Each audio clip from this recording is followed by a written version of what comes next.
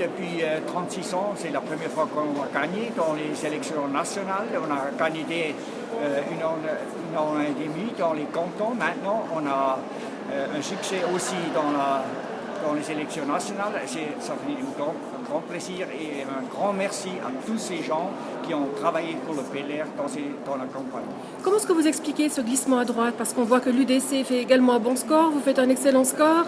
Comment expliquer ce glissement à droite aujourd'hui? Mais c'est bien clair que ça concerne la politique allemande aussi, c'est la politique suisse aussi, avec les réfugiés qu'on fait, la politique migratoire qui a dominé toute la campagne. C'est tout à fait clair que ça a aidé à l'UDC.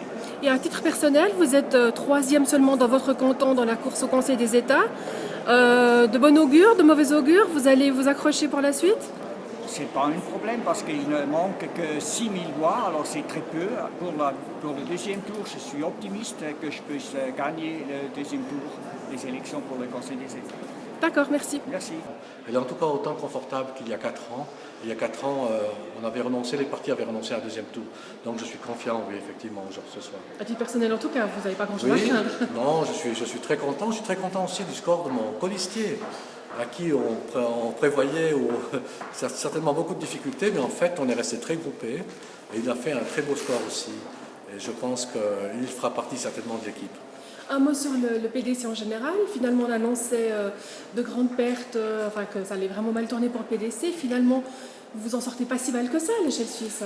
Non, je pense qu'effectivement, le PDC suisse en tire pas si mal que ça. On perd quelques pourcentages, mais moins en nombre de sièges.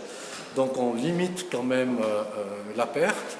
Mais c'est vrai qu'il faudra certainement qu'on communique encore mieux et surtout qu'on raffermisse nos positions dans le futur si on veut regagner du terrain.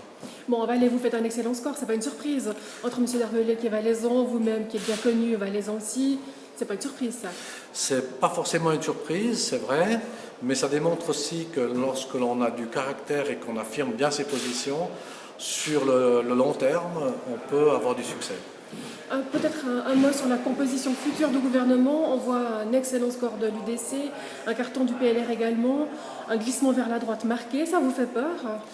Non, ça me fait pas peur parce que finalement, ce sont les électeurs et les électrices de Suisse qui décident des tendances.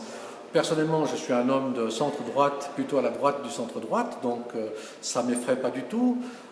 Par contre, je suis favorable, je l'ai toujours été, à cette sacro-sainte formule magique, donc à la représentation quasi-mathématique, mais toujours bien sûr avec des candidates ou des candidats qui sont capables de gouverner en collège et d'assurer une certaine collégialité, ce qui n'a pas toujours été le cas par le passé.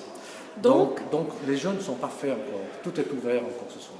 Et donc pour le Conseil fédéral, vous seriez prêt, vu le score de l'UDC aujourd'hui, à voter pour un deuxième candidat UDC? Je suis toujours favorable à cette formule, mais pour autant, bien sûr, qu'on nous présente des candidats qui, pour le bien du pays, sont capables de travailler en collège.